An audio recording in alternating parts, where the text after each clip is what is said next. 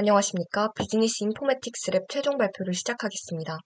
이번 발표의 주제는 킥스 지급 여력 규제 하에서 보험사의 투자 포트폴리오를 어떻게 최적화할 수 있는가입니다. 보험사는 일반 투자자와 달리 수익률과 위험뿐 아니라 지급 여력 규제가 요구하는 자본 부담까지 함께 고려해야 합니다. 이 발표에서는 평균 분산 최적화와 킥스 요구 자본 개선을 결합해 규제 제약의 자산 배분을 어떻게 바꾸는지 살펴보겠습니다. 첫 번째 슬라이드는 본 연구의 핵심 문제의식을 보여줍니다.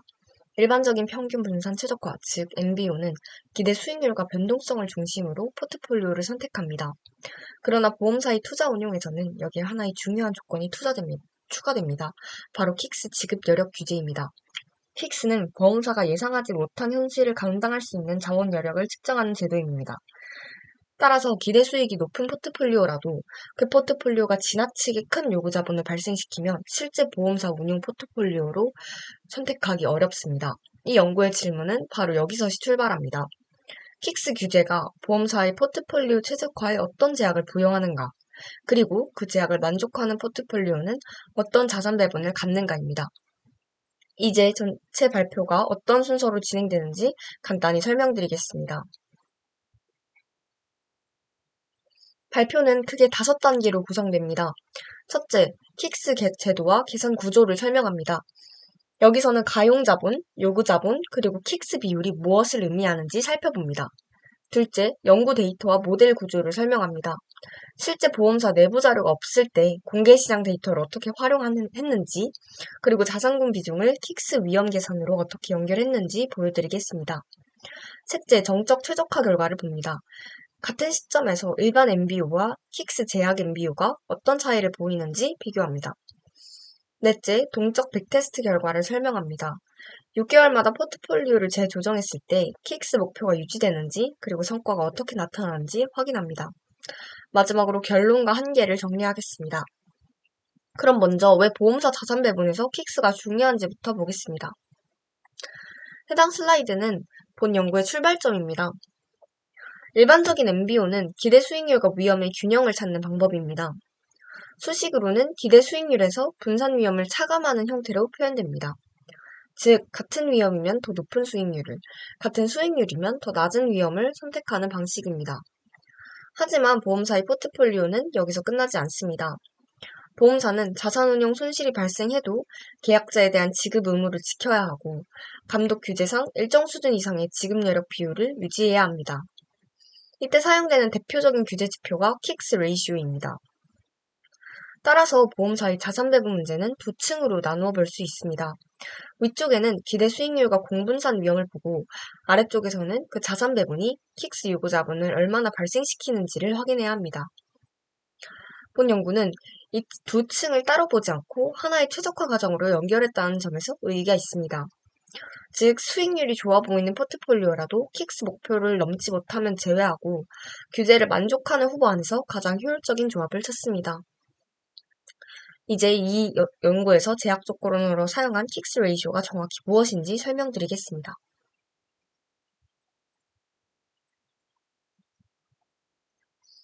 킥스 레이시오는 가용자본을 총 요구자본으로 나눈 값입니다. 가용자본은 보험사가 예상하지 못한 손실을 흡수할 수 있다고 인정되는 자본입니다. 쉽게 말하면 위기 상황에서 손실을 버틸 수 있는 자본 여력입니다. 반면 총 요구 자본은 현재 보유한 자산, 부채, 보험계약 구조가 만들어내는 위험에 대비해 최소한으로 쌓아야 하는 규제 자본입니다. 본 연구에서 목표 킥스 레이시오는 1.6입니다.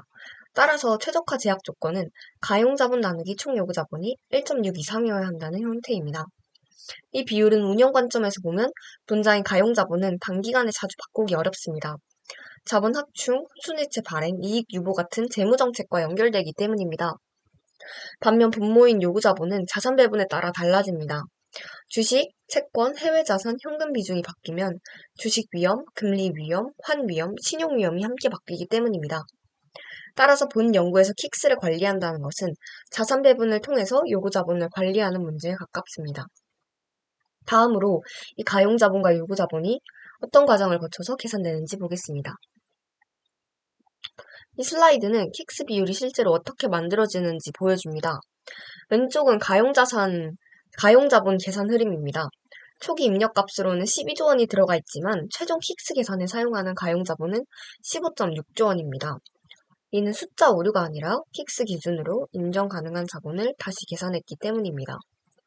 구체적으로는 기본 자본에 부채성 티어 1 자본을 더하고 일부 조정 항목과 세금 조정을 반영합니다. 여기에 인정 가능한 티어 2 자본을 더하면 최종 가용 자본은 15.6조 원이 됩니다. 오른쪽은 요구자본 계산 흐름입니다. 본 연구에서는 세후 고정 요구자본이 4.5조 원이고 여기에 시장위험과 신용위험이 더해집니다. 정적 최적화 기준 시장위험은 약 5.15조 원, 신용위험은 약 0.099조 원입니다.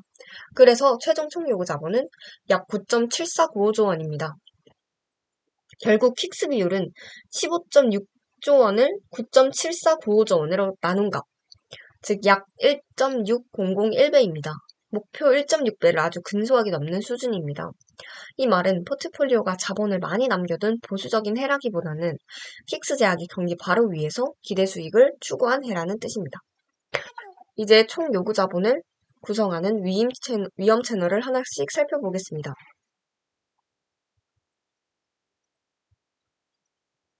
이 슬라이드는 자산 배분이 킥스 요구 자본으로 변환되는 경로를 보여줍니다.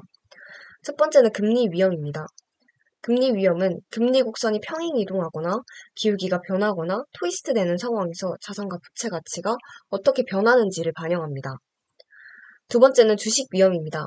국내 주식, 선진국 주식, 신흥국 주식 익스포저의 충격 계수를 적용해 계산합니다. 세 번째는 부동산 위험입니다. 상장 부동산과 인프라 자산에 대한 가격 충격을 반영합니다. 네 번째는 외환 위험, 즉 FX 위험입니다. 해외 자산이 원화 기준으로 평가될 때 환율 변화가 자본 부담을 발생시킵니다. 정적 기준 FX 위험은 약 2.84조 원입니다. 이 값은 신용 위험보다 훨씬 크기 때문에 해외 자산의 자본 부담을 설명할 때 매우 중요합니다. 다섯 번째는 집중 위험입니다. 특정 발행체나 종목에 노출이 집중될 때 추가 자본이 발생합니다. 여섯 번째는 신용 위험입니다. 채권의 등급과 만기, 그리고 파생상품 거래 상대방 위험을 반영합니다. 여기서 중요한 점은 시장 위험 집계 방식인데요. 금리, 주식, 부동산, FX 집중 위험을 단순히 더하지 않고 위험 간 상관 행렬을 반영하여 집계합니다. 실제로 단순합은 약 7.37조 원이지만 상관 집계 후 시장 위험은 약 5.15조 원으로 약 2.22조 원의 분산 효과가 반영되었음을 확인할 수 있습니다. 따라서 보험사 포트폴리오의 자본 효율성은 단일 위험을 줄이는 문제이면서 동시에 여러 위험의 조합과 상관관계를 관리하는 문제입니다. 그렇다면 이런 위험을 개선하기 위해 어떤 데이터를 사용하였는지 설명하겠습니다. 이 슬라이드는 본 연구에서 사용한 데이터와 연구 범위를 설명합니다. 먼저 중요한 한계를 분명히 말씀드리겠습니다. 본 연구는 실제 보험사의 내부 포트폴리오를 그대로 재현한 것이 아닙니다. 실제 보험사가 어떤 종목을 얼마나 보유하고 있는지, 부채 현금 흐름이 어떻게 구성되어 있는지, 파생 상품으로 어떤 해지를 하고 있는지, 그리고 자본 계획이 어떻게 되어 있는지는 공개적으로 알기 어렵습니다. 그래서 본 연구는 공개적으로 확인할 수 있는 시장 데이터를 사용하였습니다. 이처럼 실제 내부 데이터를 직접 쓰지 못할 때 각 자산군을 대표하는 공개 지표를 사용하는 방식을 공개시장 프록시라고 볼 수 있습니다. 또 하나 중요한 점은 ETF를 그냥 하나의 자산으로만 보지 않았다는 것입니다. ETF 안에는 여러 종목이 들어있기 때문에 본 연구에서는 ETF의 상위 10개 보유 종목을 확인하여 개별 종목과 발행체 수준의 위험 노출로 다시 나누었습니다. 이렇게 해야 특정 발행체에 대한 집중 위험, 채권의 신용 위험, 외화 자산의 환 위험 같은 킥스 위험 특성을 더 구체적으로 반영할 수 있습니다. 전체 흐름은 다음과 같습니다. 먼저 10개 자산군에 대해 월별 수익률 데이터를 구성합니다. 그 다음 최근 60개월 데이터를 사용해 각 자산군의 기대 수익률과 공분산을 추정합니다. 이후 평균 분산 최적화 모형이 자산군 비중을 계산하면 그 비중을 ETF 상위 보유 종목 수준으로 다시 나누고 이를 킥스의 금리 위험, 주식 위험, 환 위험, 신용 위험, 집중 위험 계산으로 연결했습니다. 다만 모든 입력이 실제 시계열 데이터로 채워진 것은 아닙니다. 보험위험과 운영위험, 일부 부채 현금 흐름, 가용자본과 세금 조정, 자본 인정 구조와 관련된 항목은 실제 보험사 내부 자료가 없기 때문에 연구용 가정을 사용하였습니다. 따라서 본 연구 결과는 특정 보험사의 실제 포트폴리오를 그대로 재현한 값이 아니라 공개 데이터만으로 킥스 규제가 자산 배분에 어떤 영향을 주는지 살펴보는 연구용 실험으로 해석해야 합니다. 이제 이 데이터가 MBO 엔진과 킥스 엔진 안에서 어떻게 연결되는지 전체 구조를 보겠습니다. 이 슬라이드는 본 연구의 전체 아키텍처입니다. 첫 번째 단계는 수익률과 위험 추정입니다. 10개 자산군의 월별 수익률을 사용하고 60개월 롤링 윈도우를 통해서 기대 수익률과 공분산을 계산합니다. 기대 수익률은 각 자산군의 투자 매력도를 나타내고 공분산은 자산들이 서로 얼마나 같이 움직이는지를 나타냅니다. 두 번째 단계는 MBO 자산 비중 산출입니다. 여기서 MBO는 기대 수익률을 높이면서 포트폴리오 분산과 집중도를 낮추는 방향으로 10개 자산군의 비중을 계산합니다. 세 번째 단계는 ETF 보유 종목 분해입니다. 자산군 비중만으로는 킥스 위험을 충분히 계산하기 어렵기 때문에 각 ETF 탑10 보유 종목을 활용하여 종목과 발행체 수준의 노출을 확장합니다. 네 번째 단계는 킥스 요구 자본 계산입니다. 다섯 번째 단계는 목표 비율 검증과 리밸런싱입니다. 계산된 킥스 레이시오가 목표 비율 이상이면 해당 포트폴리오를 채택합니다. 만약 목표를 충족하지 못하면 자산 비중을 다시 조정합니다. 이 전체 과정은 동적 백테스트에서 6개월마다 반복됩니다. 즉 새로운 시장 데이터가 들어오면 기대 수익률과 공분산을 다시 추정하고 킥스 요구 자본도 다시 계산한 뒤 목표 비율을 만족하는 비중을 재선택합니다. 이 구조의 핵심은 위쪽의 투자 관점과 아래쪽의 규제 자본 관점을 연결했다는 점입니다. MBO만으로는 자본 요구가 충족되는지 알 수 없습니다. 반대로 킥스 계산만으로는 기대 수익률과 공분산 기반 효율성을 알 수 없습니다. 본 연구는 두 가지를 하나의 과정으로 결합하였습니다. 이제 이 구조 안에서 실제 최적화 문제가 어떻게 정의되는지 보겠습니다. 이 슬라이드는 최적화 설정입니다. 목적 함수는 크게 세 항으로 구성됩니다. 첫 번째 항은 기대 수익률입니다. 각 자산군의 기대 수익률에 비중을 곱해 더한 값입니다. 이 값은 클수록 좋습니다. 두 번째 항은 공분산 위험, 즉 포트폴리오 분산에 대한 페널티입니다. 보험사 입장에서는 여러 자산이 동시에 손실을 낼 가능성을 줄이는 것이 중요하기 때문에 이 위험을 목적 함수에서 비용으로 반영합니다. 위험 회피 계수는 3.0으로 설정되어 있습니다. 세 번째 항은 집중도 페널티입니다. 특정 자산군 비중이 지나치게 커지는 것을 막기 위해 비중의 재곱합에 작은 페널티를 줍니다. 제약 조건도 중요합니다. 전체 비중의 합은 100%여야 하고 각 자산군은 최소 3% 이상이어야 합니다. 그룹 제약 또한 작용합니다. 여기서 채권 현금 그룹은 채권만이 아니라 현금성 자산을 포함합니다. 그리고 가장 중요한 제약은 킥스 제약입니다. 가용자본 나누기 요구자본이 1.6 이상이어야 합니다. 이 제약이 수익률은 높지만 자본 부담이 큰 포트폴리오를 걸러내는 역할을 합니다. 해를 찾는 방식은 SLSQP 멀티스타트를 사용하였습니다. 최적해를 찾을 때는 여러 초기 포트폴리오에서 출발해서 특정 해에 갇히는 위험을 줄였습니다. 동적 백테스트에서는 직전 리밸런싱 비중을 다음 계산의 출발점으로 사용하였습니다. 킥스 비율이 목표선을 근처에 있어서 작은 계산 오차가 생길 수 있기 때문에 목표 1.6을 확실히 만족하도록 비중을 보정하였습니다. 일부 시점에서는 반복 계산 한도에 도달했지만 최종 선택 포트폴리오에서는 모두 제약 조건을 통과하였습니다. 이제 이 목적 함수와 제약 조건을 적용했을 때 실제 포트폴리오가 어떻게 바뀌는지 보겠습니다. 킥스 제약이 없는 퓨어 MBO는 기대 수익률 약 9.63%, 변동성 약 7.3%, 샤프시 레이쇼 약 0.842로 성과만 보면 매력적입니다. 하지만 킥스 레이쇼가 목표 1.6배에 미달하기 때문에 보험사 규제 관점에서는 선택될 수 없습니다. 반면 킥스 제약 포트폴리오는 기대 수익률이 9.31%로 약간 낮아지지만 킥스 레이쇼는 약 1.6001배로 목표를 충족합니다. 총 요구 자본도 허용 한도 아래에 있습니다. 자산 배분 변화를 보면 글로벌 크레딧이 가장 크게 줄었습니다. 반대로 글로벌 국채와 국내 국채의 현금성 자산은 증가했습니다. 즉 킥스 제약은 모든 위험 자산을 일괄적으로 줄인 게 아니라 자본 부담이 큰 글로벌 크레딧을 줄이고 국채와 현금처럼 자본 효율적인 자산을 늘리는 방식으로 포트폴리오를 재구성하였습니다. 그렇다면 어떤 위험 채널이 이런 자산 배분 변화를 만들었는지 위험 분해를 통해 확인하겠습니다. 가장 큰 위험은 주식 위험입니다. 주식 비중이 전체 포트폴리오에서 압도적으로 높지 않더라도 킥스상 주식 충족 계수가 크기 때문에 자본 부담이 크게 나타납니다. 두 번째로 중요한 위험은 FX 위험입니다. 여기서 FX 위험은 신용 위험보다 훨씬 큽니다. 이 점이 글로벌 크레딧 축소를 해석하는 핵심이라고 볼 수 있는데요. 글로벌 크레딧을 줄인 이유를 단순히 신용 위험액 때문이라고 할 수 없고 외화 노출을 동반하기 때문에 FX 위험을 크게 발생시킵니다. 따라서 글로벌 크레딧 축소는 신용 위험 회피라기보다는 FX와 시장 위험 부담을 줄이는 조정으로 해석하는 것이 더 정확합니다. 세 번째는 금리 위험입니다. 채권은 안정자산처럼 보이지만 보험사 킥스 관점에서는 금리 충격과 부채 현금 흐름 민감도가 반영되기 때문에 자본 부담을 발생시킵니다. 그리고 부동산 위험, 집중 위험, 신용 위험액으로 구성되어 있습니다. 그리고 시장 위험은 이 개별 위험들을 단순히 더한 값이 아닙니다. 개별 시장 위험의 단순합은 약 7.37조 원이지만 상관관계를 반영한 시장 위험 집계액은 약 5.15조 원입니다. 즉 약 2.22조 원의 분산 효과가 반영됩니다. 지금까지는 한 시점의 정적 최적화를 살펴보았습니다. 이제 시간이 지나며 시장과 자본 여건이 바뀔 때 어떻게 재조정되는지 보겠습니다.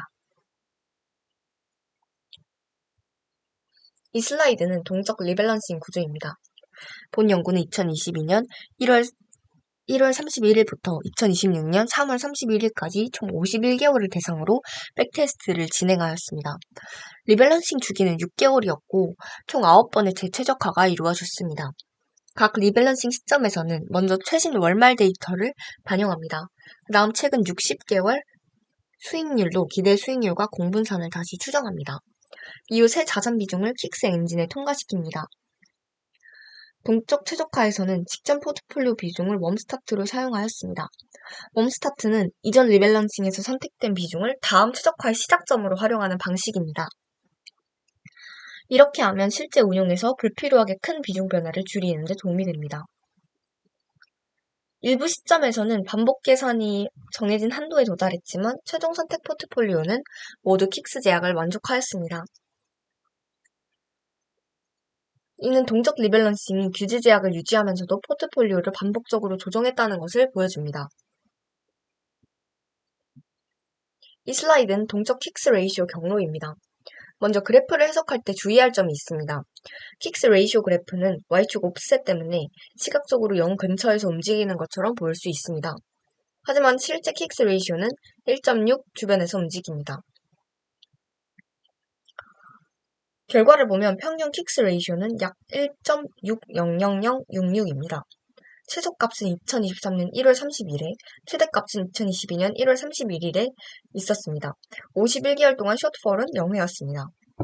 이 결과는 포트폴리오가 목표 1.6을 크게 초과하면서 보수적으로 운영된 것이 아니라 목표선 바로 위에서 매우 타이트하게 관리되었다는 뜻입니다. 즉 자본 여력을 과도하게 남기기보다 허용 가능한 자본 예산을 거의 활용하면서 기대 수익을 추구한 것입니다. 이런 운영 방식을 자본 버젯 소진형 운영이라고 해석할 수 있습니다. 물론 실제 보험사 실무에서는 내부 관리 버퍼를 추가로 될 가능성이 큽니다. 하지만 본 연구에서는 킥스 제약을 직접 최적화 문제 안에 넣었을 때 목표선 바로 위에서 운용하는 자본 효율적 해가 가능하다는 점을 보여주는 데 의미가 있습니다. 이 슬라이드는 동적 요구 자본 경로입니다. 동적 백테스트에서 평균 총 요구 자본은 9.7496조 원입니다. 허용 한도가 9.75조 원이므로 거의 한도에 붙어서 움직였다고 볼 수 있습니다. 최대 총 요구 자본은 2023년 1월에 나타났습니다. 여기서 흥미로운 점은 시장 위험의 최대 시점과 총 요구 자본의 최대 시점이 같지 않다는 점입니다. 시장 위험과 FX 위험은 25년 7월에 최대였습니다. 근데 총 요구 자본의 최대 시점은 23년 1월인데요. 이유는 총 요구 자본이 하나의 위험만으로 결정되지 않기 때문입니다. 23년도 1월에는 금리 위험액과 신용 위험, 집중 위험이 가장 높았습니다. 즉, 금리, 신용, 집중 위험이 동시에 높아지면서 총 요구 자본이 가장 타이트해졌습니다. 반면 25년 7월에는 시장 위험과 FX 위험은 컸지만 신용 위험이 낮아서 총 요구 자본 전체의 최대 시점은 아니었습니다. 이 결과는 킥스 요구 자본 관리가 단일 위험 하나를 보는 문제가 아니라는 점을 보여줍니다. 보험사 실무에서는 주식 위험, FX 위험, 금리 위험, 신용 위험, 집중 위험이 동시에 어떻게 조합되는지를 봐야 합니다. 이제 마지막 실증 결과로 킥스 동적 전략의 성과를 다른 전략들과 비교해 보겠습니다. 본 연구의 핵심 전략인 킥스 동적 전략은 51개월 동안 연평균 수익률 약 7.9%, 연환상 변동성 약 6.58%, 샤프 비율 약 0.531, 최대 낙폭 약 마이너스 6.1%, 누적 수익률 약 33.8%를 기록했습니다. 이 전략이 전체 비교군 중 최고 수익 전략은 아닙니다. 일부 비교 전략은 더 높은 수익률이나 샤프 비율을 보였습니다.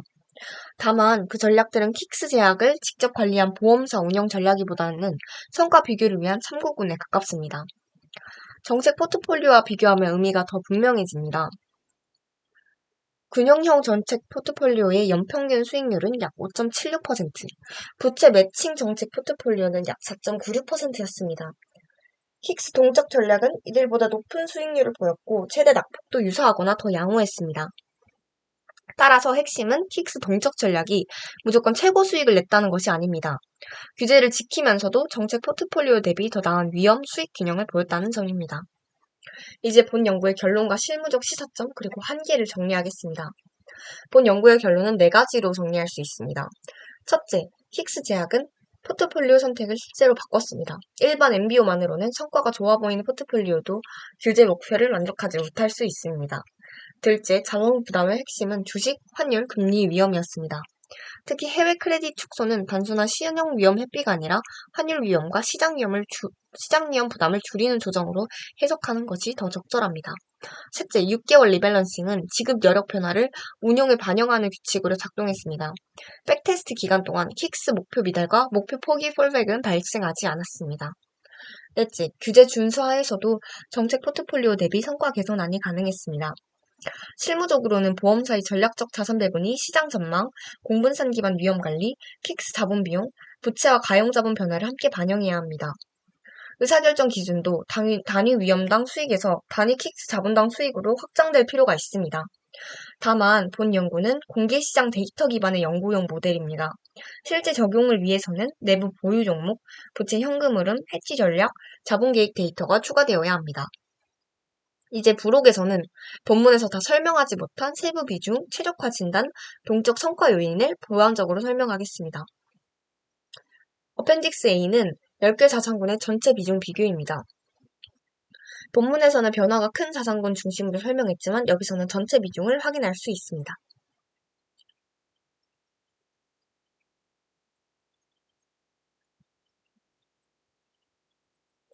어펜딕스 B는 최적화 안정성 진단입니다. 최적화는 한 시작점에서만 계산하지 않고 여러 초기 포트폴리오에서 출발했습니다. 이렇게 하면 특정 시작점에만 의존해 좋지 않은 해에 머무를 가능성을 줄일 수 있습니다. 또한 무작위 포트폴리오 검증에서는 300개 후보를 만들었고 이 중 205개가 제약 조건을 만족했습니다. 이 검증에서 모델 해보다 기대 수익률이나 목적 함수가 높은 제약 만족 후보는 없었습니다. 따라서 이 부록은 전역 최적성을 완벽하게 증명하기보다는 최종 선택해가 무작위 후보들 대비 우수한 해라는 보조 증거로 보시면 될 것 같습니다. 마지막 부록은 동적 백테스트 전체를 한 화면에서 요약하는 대시보드입니다. 핵심만 다시 확인하면 동적 킥스 포트폴리오는 평균 킥스 비율 약 1.6000066배를 유지했고 목표 미달은 0회였습니다. 연평균 수익률은 약 7.9%, 최대 낙폭은 약 마이너스 6.51%, 평균 회전율은 리밸런싱당 약 2.98%입니다. 다만 이 역시 연구용 모델의 결과이기 때문에 실제 보험사 적용을 위해서는 내부 포트폴리오, 부채 현금 흐름, 해지 전략, 자본 계획 데이터가 추가되어야 합니다. 이상으로 발표를 마치겠습니다. 핵심은 킥스가 포트폴리오를 고른 뒤 확인한 숫자가 아니라 처음부터 자산 배분 과정에 들어가야 하는 제약 조건이라는 점입니다. 들어주셔서 감사합니다.